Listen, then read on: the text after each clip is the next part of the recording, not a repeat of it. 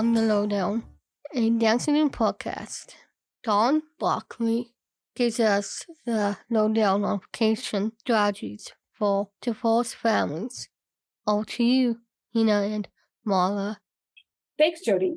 As therapists, we often have parents and caregivers reaching out to us for advice on how to make that stressful process of traveling a little more manageable for your loved ones with Down syndrome and those with a dual diagnosis of Down syndrome and autism. There are so many factors to consider when traveling and any number of unpredictable events that can occur, which of course can result in high anxiety for everyone involved. So on today's episode, we will speak with an expert who has put together a list of wonderful strategies that can help out any parent or family. And today we're speaking with Dawn M. Barclay, who's an award-winning author who has spent 30 plus years in a career working in different aspects of the travel industry. After attending Tufts University, she worked in sales, marketing, and management for her parents' firms, and next branched out into travel trade reporting with senior or contributing editor positions at Travel Agent Magazine, Travel Life, Travel Market Report, and most recently, Insider Travel Report. Dawn holds degrees in psychology and marketing, is a mother of two, and resides in New York's scenic Hudson Valley. She also writes fiction as DM Bar and holds leadership roles in several writers' organizations. Welcome to the Lowdown, Dawn. It's great to have you with us. Thanks so much. Just listening to that makes me tired. It sounds like you've been a bit busy. Yes, Indeed. Indeed. Well, we're very glad that we have you with us here today. This is something that comes up really very often, and we do not work in travel, so we're very excited to talk with you about it. We have a sort of grand tradition here at the Lowdown where we like to ask some sort of icebreaker warm-up questions of our guests so that they recognize you as a person first and your career as part of you, but not all of you. Are you okay with starting with that? Okay. We'll try it. All right. So here we go. Number one. What's one item on your bucket list? I'd like to get to New Zealand. Oh, yeah. Good choice. Yeah, absolutely. Yeah. Very far, but very fun. Yeah. Yeah. Is there anything specific about New Zealand that draws your attention to them? Just the natural beauty. The North and the South Islands, it just looks gorgeous. And I love the South Pacific anyway, so there's always the chance of stopping in Fiji on the way or the Cook Islands. I have a lot of bucket list destinations, but that's the first one that came to mind. Sure. Absolutely. My next question is, do you have an activity or something that you like to do to help relieve some work stress during the day? Well, I like reading. I do competitive trivia. Fun. So that's fun. And I like playing with my rescue dog, and that always relieves stress. Yeah. So when I'm not nagging my children or my husband, I'll play with my dog. Yeah, pets have a really great way of relieving stress for sure. Yeah. Yeah. Awesome. Okay, I'll take over for the next couple of questions. So I don't know if this is the same answer as number one, but if you could live anywhere in the world for 1 year, where would that be? Oh, what a really good question. I would probably go back to Tahiti and see if I could. Well, I might get tired after a couple of weeks in Tahiti. Let's make it Sydney. Okay. Because I loved Sydney when I went, and I could see moving there. Okay. Yeah, lots to do there for sure. Okay, and then our last question, if you could instantly become an expert in something, what would it be? I'd like to be a rock singer. That would be really having the talent as opposed to the knowledge. I'd love to be a rock and roll singer. That's awesome. Any favorite rock and rollers that you would derive some inspiration from?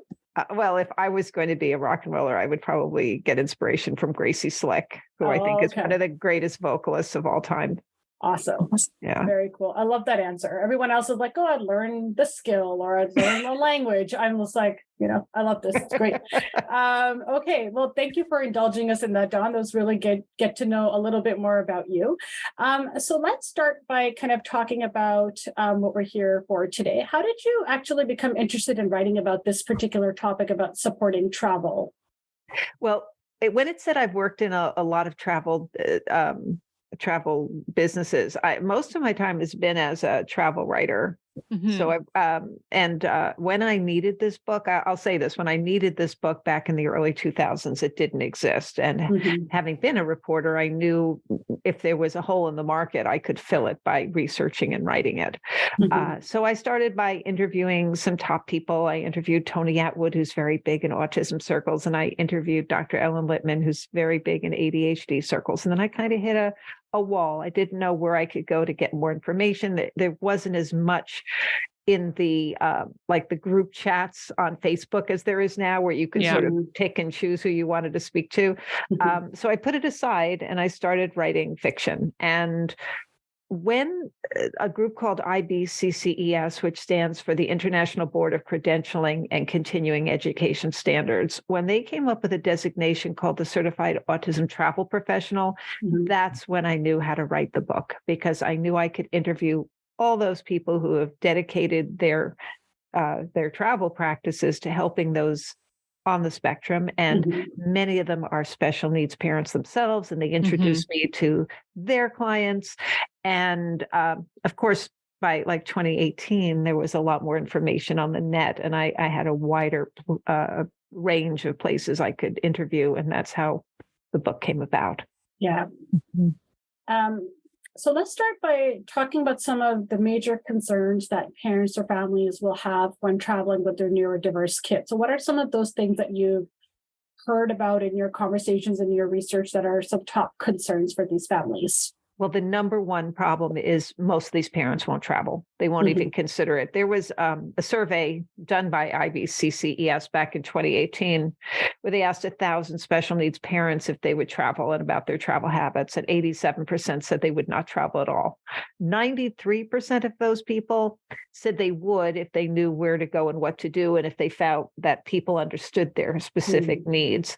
Now, that survey was updated in 2022, and that 87% went down to 78, which is great because things are getting better. And the 93% went up to 94%. So again, really good. And I asked the heads of IBCCS why they think there was that change.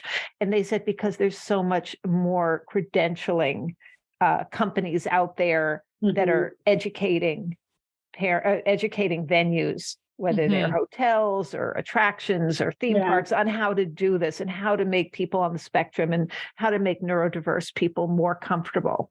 The number one thing that I think that what I found was the number one reason they weren't traveling is because they felt they'd be judged.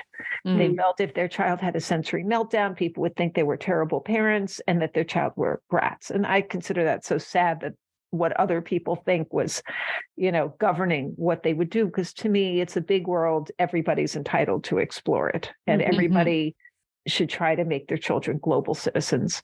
Yeah. So I think that's the number one problem there. It's really just a matter of figuring out on a step-by-step basis from the moment you leave your home to the moment you come back, what you're going to encounter, and think of strategies in advance of how to make things work. Yeah. And that's pretty much what the book is sort of like a checklist of what to do when you start, before you even travel, what to consider, and then how to get there, where to stay, how to choose a place to stay, and then what to see or how to deal with tours and attractions once you're there. Yeah. And I think each of those things that you just listed off have their own set of unpredictabilities and anxiety-provoking incidents that will happen. So it's not even just like getting on a plane, but it's like, what do you do for that entire trip? And we'll kind of use this episode to cover that. But and I think you're right. You hit on some really great points that it's, I in our experience as an OT and as an SLP for Marla, we have families saying, like, I don't know what everyone else is going to say when we're on the plane and my kid has an issue with some sensory processing, or they're having some behavior challenges resulting from whatever else. So it's heartbreaking to think that so many families don't want to travel because they just don't want to put themselves through all that, or their kids through all that. I think they just haven't up to now had that sort of checklist, so they knew what to consider. It's like you don't know what you don't know. So I'm trying to tell people what to think about, and this is how you can handle that. So maybe the meltdown doesn't happen. Yeah. And again, it's all trial by error. So, Mhm. and I list many strategies for each type of problem or situation. If one doesn't work this trip, they might work the next. So people shouldn't just give up. Yeah, so you've created a really great toolbox that they can pick and choose what works for them. You have a chapter in your book that talks about how these modifications or adaptations are helpful for all families, right? So even if you don't have a neurodiverse child in your life, these can be really, really important and helpful. Can you speak to that a little bit? Absolutely. So all children are creatures of routine and they love predictability. And travel gives you everything but that. You don't know what's going to happen, and the parents don't know what's going to happen either, but there are ways to preview that. And so I think it's important for parents to understand that they should preview the trip for the child and they should do as much research as they can. And there are strategies, which I'm sure we'll speak about as we go on, that help them do that. But the worst thing I think you can do is spring a trip on a child. Like, tomorrow we're going to Disneyland. It's like, well, what's going to happen? The child is going to be totally out of their comfort zone and they're going to be anxious and inflexible. Yeah.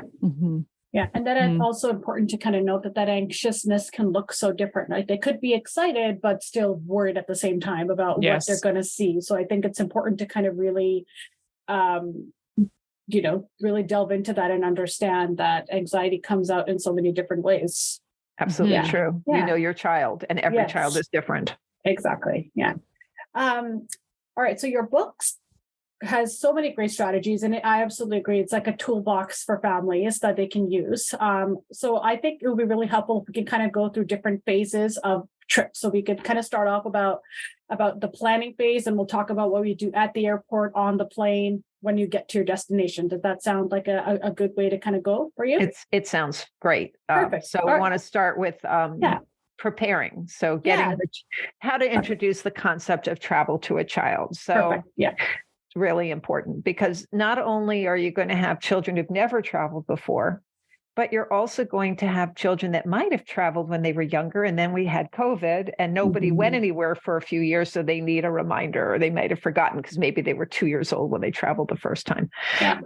So I recommend bringing in picture books that have the favorite characters of the child in travel situations.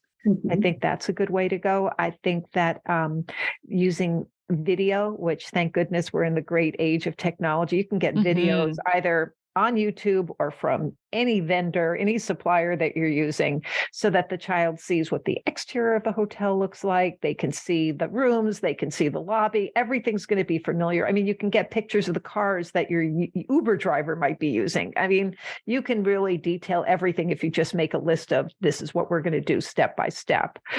Any attraction, you can also show them. So they're going to have a sense of a familiarity, and you can create a schedule day by day. And if it's a child who works better with a visual schedule, you can create a visual schedule with alternatives should it be raining or whatever. So you can think.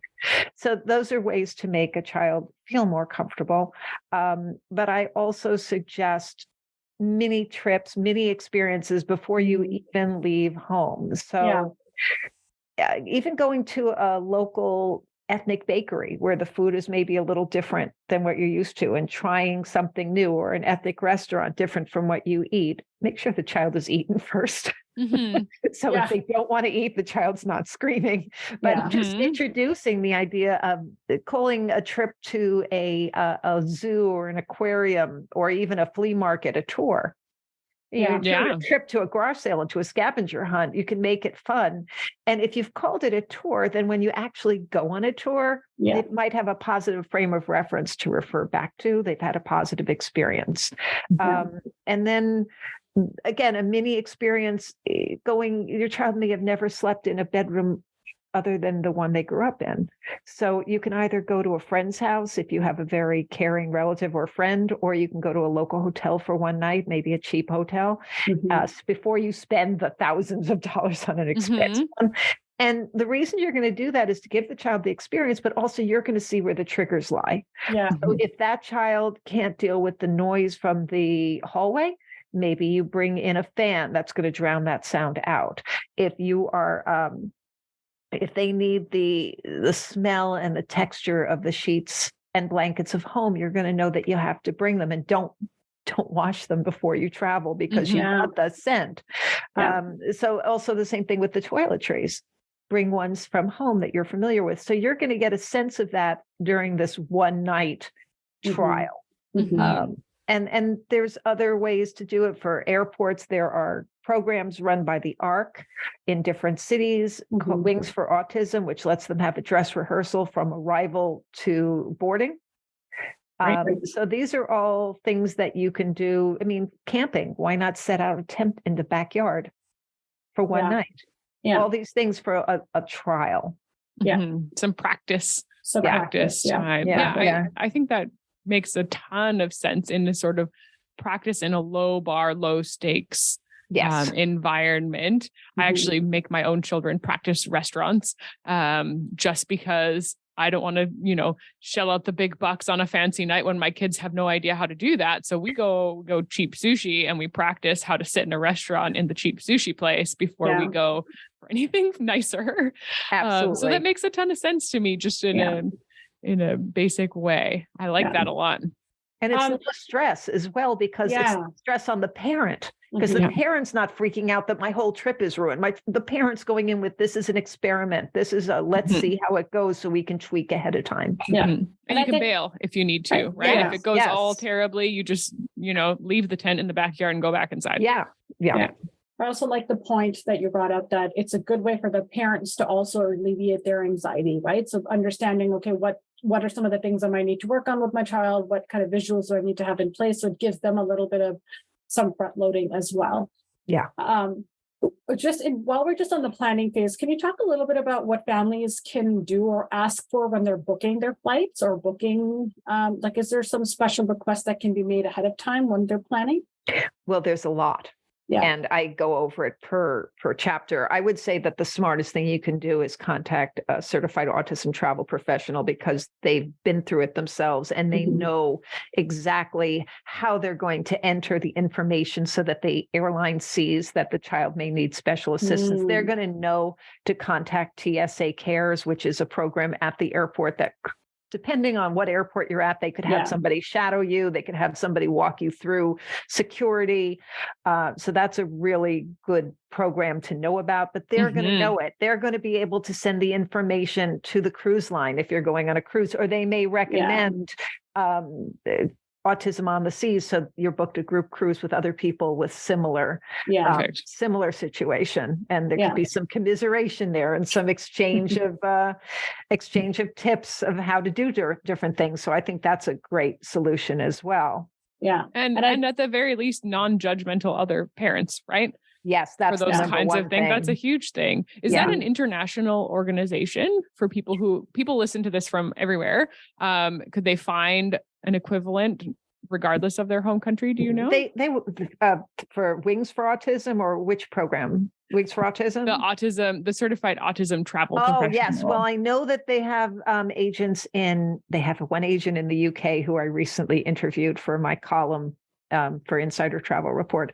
Okay. And I think it's growing. I think there are other organizations that are similar in other countries that are going to try to do this as well.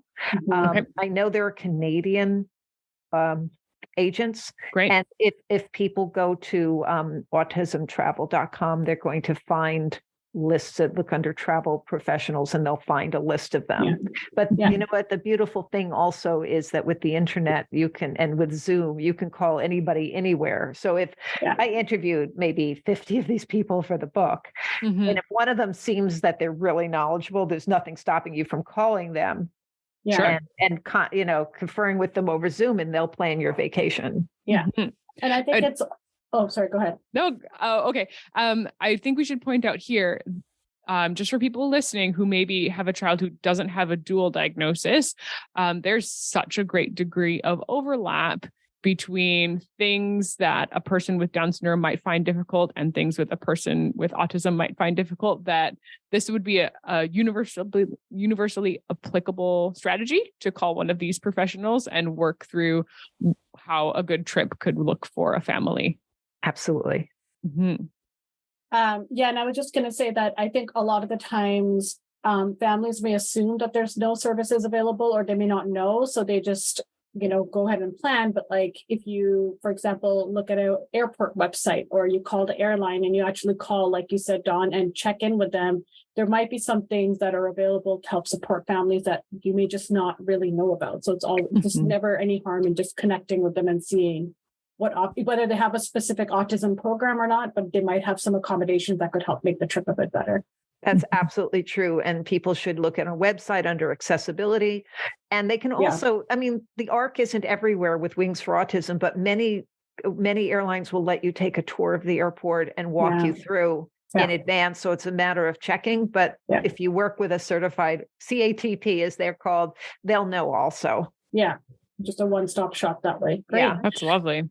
Okay. So now that we kind of have our trip planned and we're ready to go, let's kind of talk about what will happen when you're at the airport. So specifically talking about, the check-in process, going through security and waiting for that plane to lift off. Yeah, I want to backtrack just a little because I want to talk a little bit about a child-centric vacation, because part of the planning is really not only planning it to match the child's pace. So you're not going to try to jam 10 things into a day when maybe one would be better. And visit one place and then veg out by the pool for the rest of the day. But you also want to get the child's input. And one of the things you can do with the travel professional is maybe get a choice of 3 different vacation ideas and then let the child choose.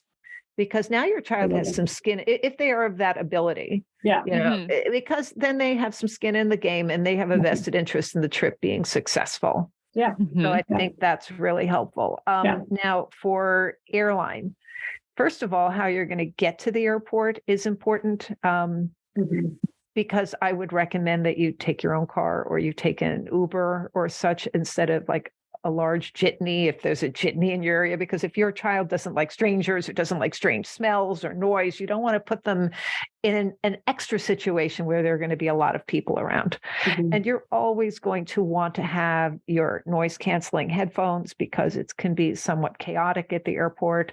And you're going to want you might want dark glasses. You're going to want your go-to bag, which is going to have things for the child, that the child likes to play with, or like fidget toys, their favorite snacks. I have a whole list of what can be in that bag.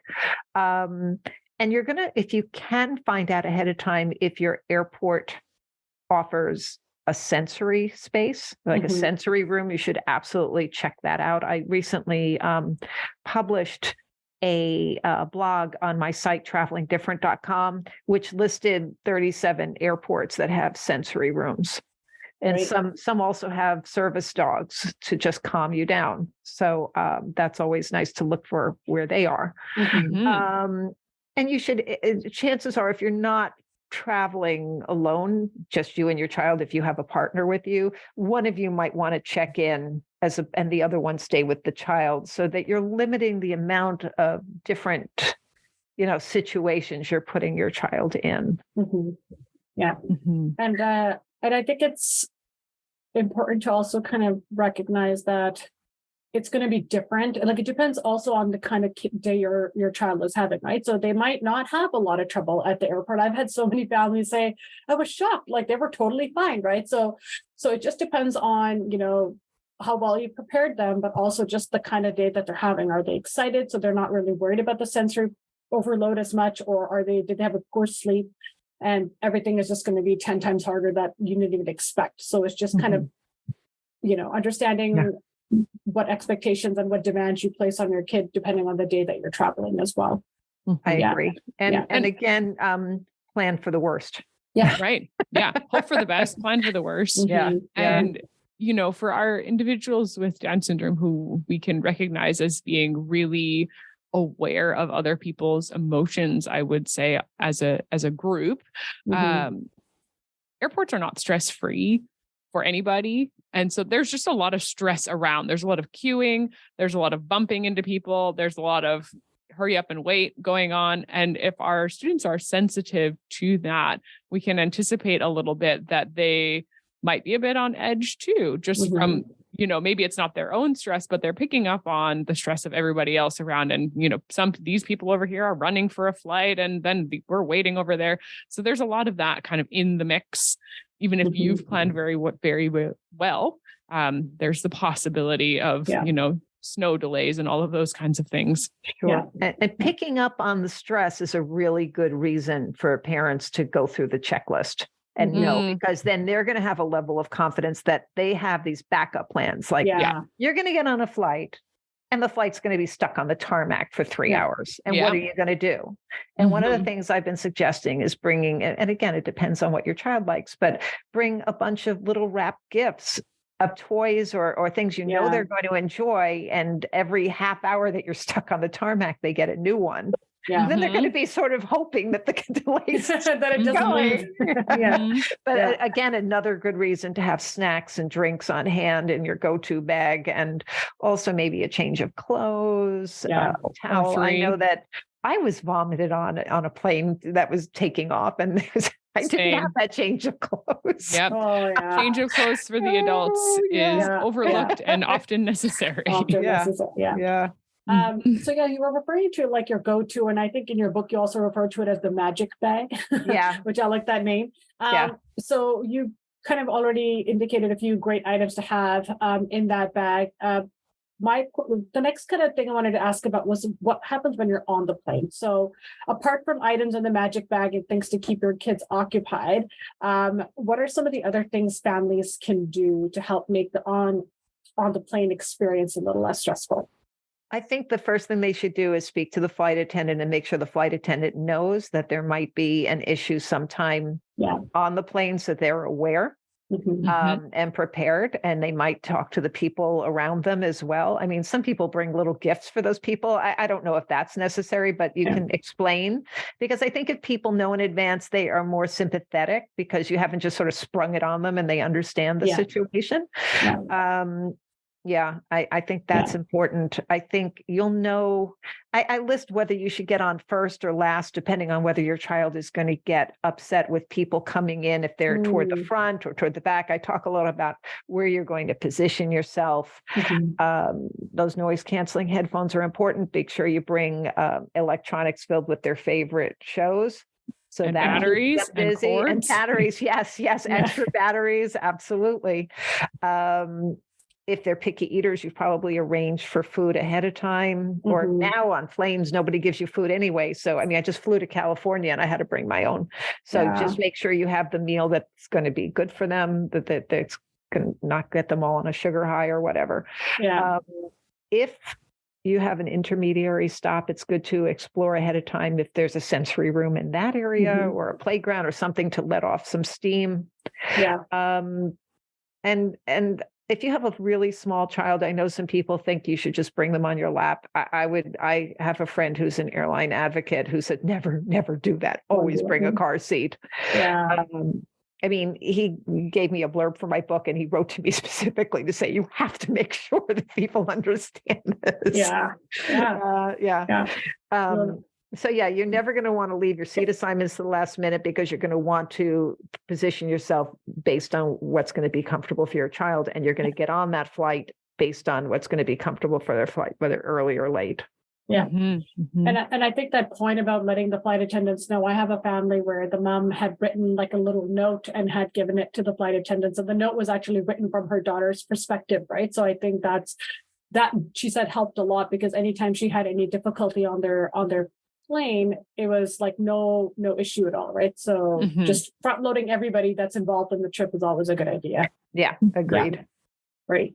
And so once we get to our destination, so we're in a hotel or at a resort, what are some suggestions there around, the room safety, because it is an unpredictable environment, and we know that especially our population of people with Down syndrome are, especially the younger ones, sometimes like to run off.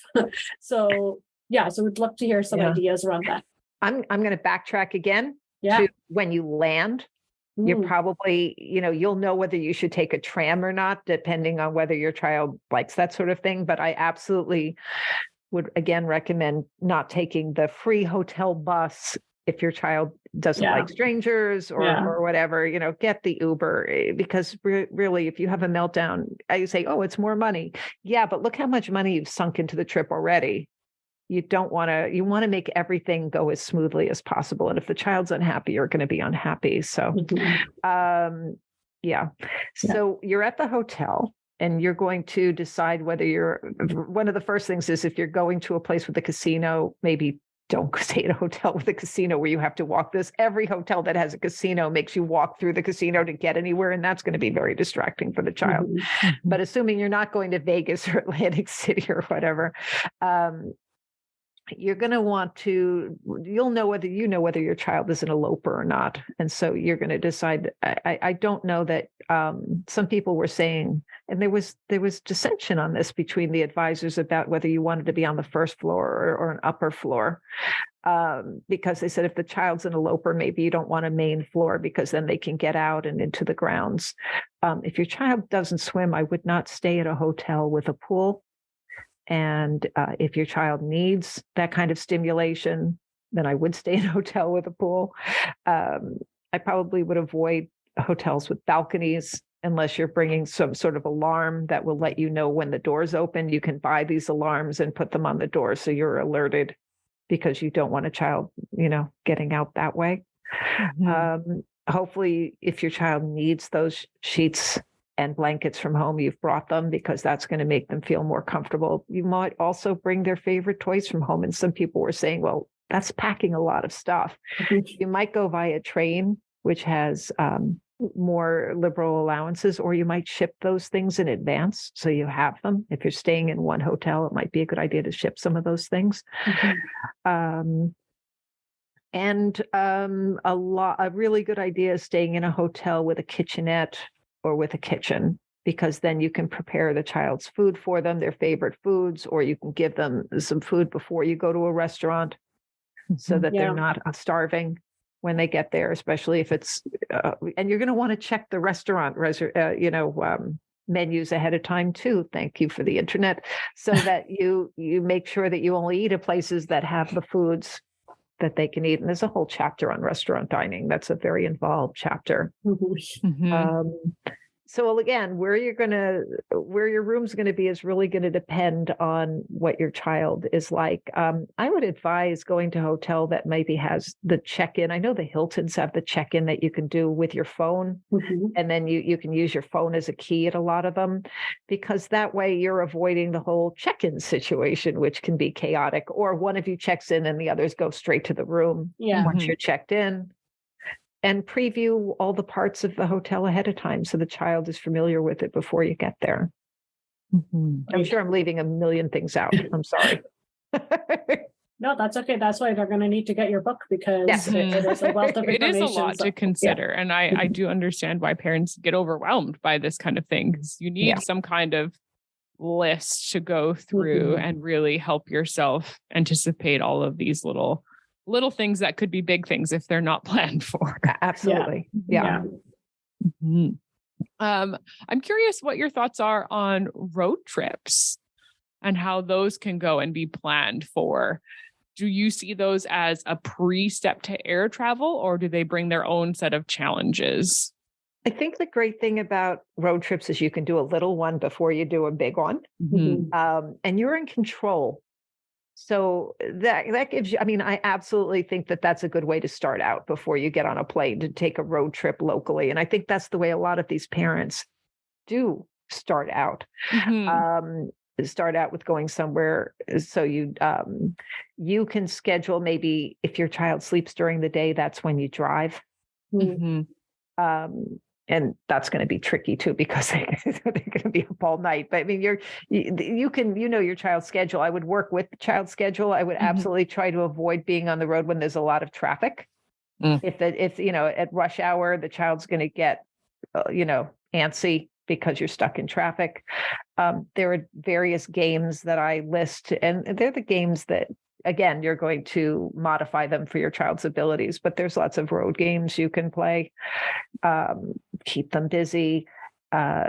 Maybe have their toys in the seat pocket in front of them, so they can close proximity. Get them easily. I'm not a big person for handing food back because I'm too far away if there's a choking problem. I know some parents give their kids lollipops. I was like, that never happened in my family. Yeah, that's a scary one. Yeah, unless you're sitting in the back with your child, I would, you can always get out and feed the child in the back. But you can stop when the child is hungry. You can map out playgrounds and different places along the way to stop. So maybe the trip itself becomes part of the vacation because you've mapped out some autism-friendly places to stop that. Yeah. I also like how in the book you have a section on motion sickness, because as a sufferer of motion sickness, I'm like, oh, this is really great, because it is something that it's hard to communicate, especially for our people with Down syndrome. It's not, and maybe for people with autism too, but they can't always tell you that they're feeling motion sickness, right? So it's good to kind of keep an eye out for those kind of things as well. Yeah, it listed some holistic treatments and not staring down at your iPad or whatever, because you're going to get nauseous. Yeah. But, it's just, I like being in control. And it also has a chapter on camping. And they said, with the camping, you don't have to stay in your camper. If the child is getting antsy, you can always stop at a hotel. So there again, you have a lot of freedom, and you also have lots of space for bringing anything that you need in the trunk. Yeah, it does seem like a really good way to trial a few things and start it off and just see how far you can get with tolerance of things that are new. Yeah. I'm wondering about, so we've talked about the autism certified travel professionals. What's the difference between that and autism friendly places and people? Is there a difference between those things? Well, between autism-friendly venues, I wouldn't say the travel professionals are going to be something else, but between certified autism centers and autism-friendly, I make a big point of that in the book, because anything that's a certified autism center has gotten their certification from IDCCES, and they've a whole 10 modules for the travel planners. I mean, it's an elaborate certification for venues, and they have to repeat with continuing education every year. Right. So that there's a standard. And that's the same with the Champion Autism Network, which is CAN, which is down in various areas like South Carolina. There's Sensory City, there's Culture City. There are these definite groups that have certifications. Then you have hotels that are like, we're autism friendly, but that could mean anything. It means different things to different people. And so if you see something that says autism friendly, and I say this in the book because I do have destinations that I have listed either a CAC or AF for autism friendly. And I warn people, call them, ask them what that designation means. Where did they get their training? What does it stand for? And then make sure that the certification or what that certification brings is right for your child. Just because they say autism friendly, make sure that your child's specific needs are being addressed, because you don't want to get there and find out they're not.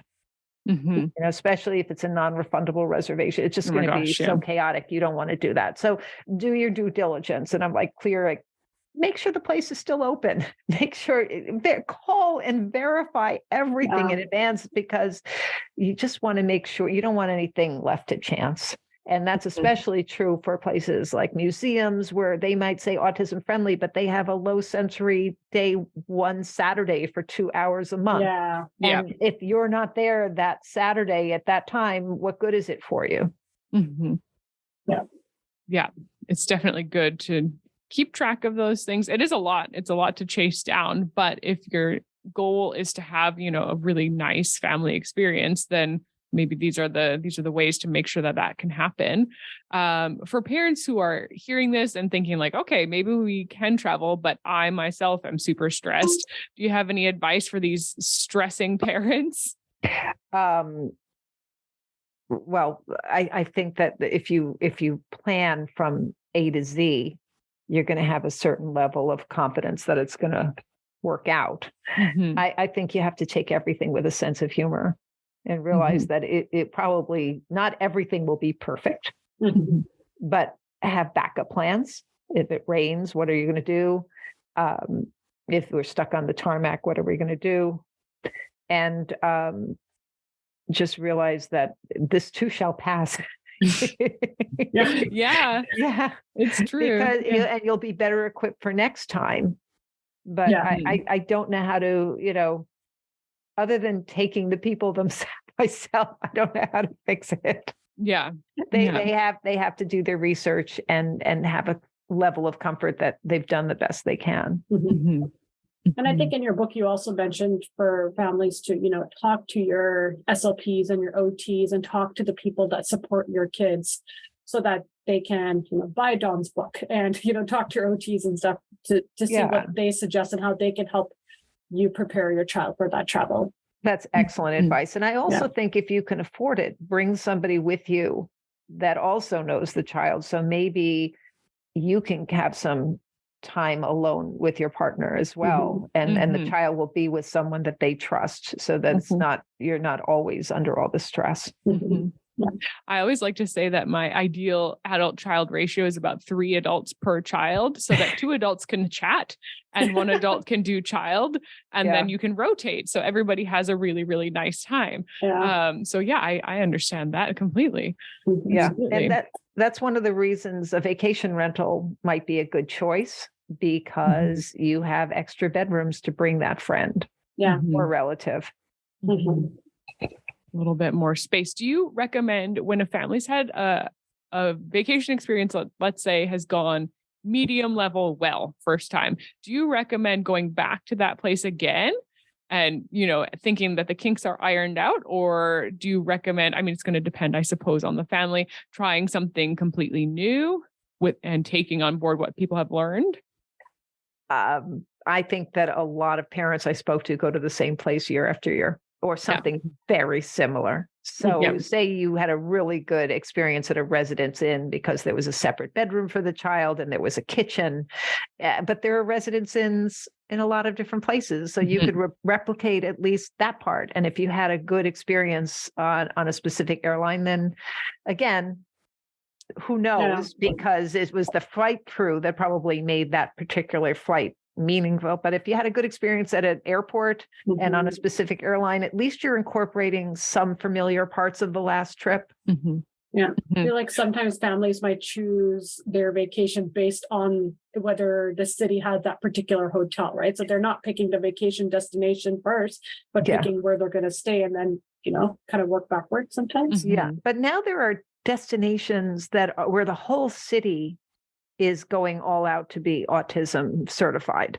So you've got places like Visalia, California, and Mesa, Arizona, and Myrtle Beach, South Carolina, is by Champion Autism Network, but the other 2 are from IBCCES, and they've had all that training. And it's like the tourist board does the training and then gets all the other suppliers involved. So no matter where you go, you're likely going to find a place that understands your needs.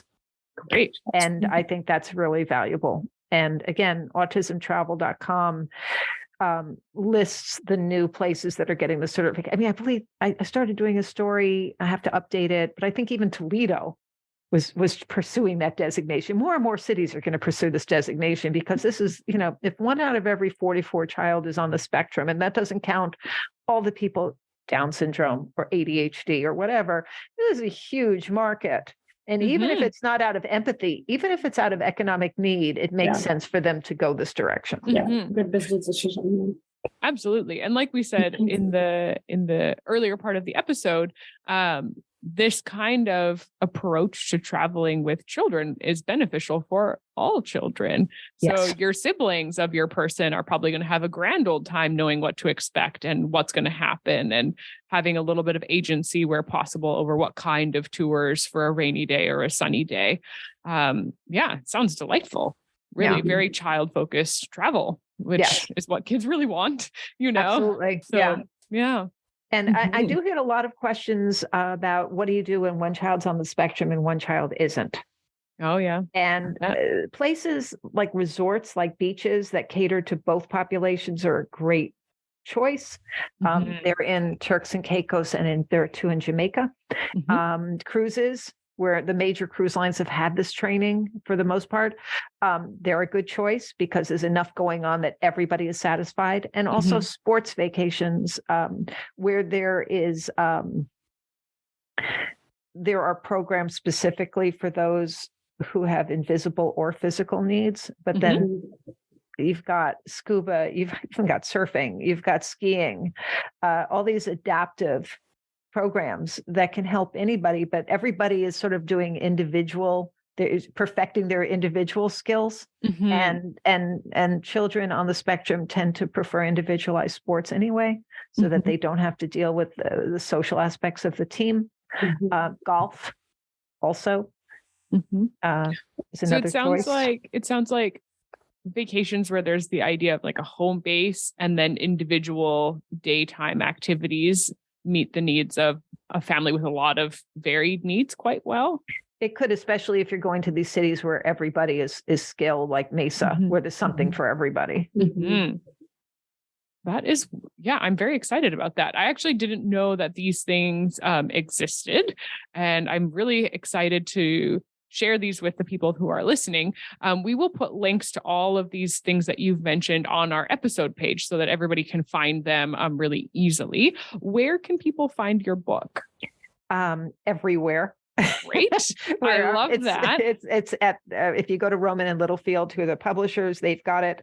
Amazon, Barnes and Noble, any indie bookstore, you'll find it on their website as opposed to necessarily on their shelves. But what I do ask is ask your local library to stock it, because that way, if people can't afford it, it's accessible to them as well. And libraries tend to be really awesome about that. They like to hear about new books. They are happy to include things. So I think that's a great idea. Yeah. Absolutely. And then they should, if they go to my website, which is travelingdifferent.com, there's an order page, and that has the links to all the places that they can get it as well. And the blog updates and supplements the book. So it's a good place to check in on. Well, Dawn, thank you so much for chatting with us today. It's been a really good chat, and hopefully parents are feeling kind of fired up and like, oh yeah, we could do this. We can do this just with the right kind of planning. So we appreciate your time so much. Thanks for joining us. Thank you so much. I appreciate it. Thank you.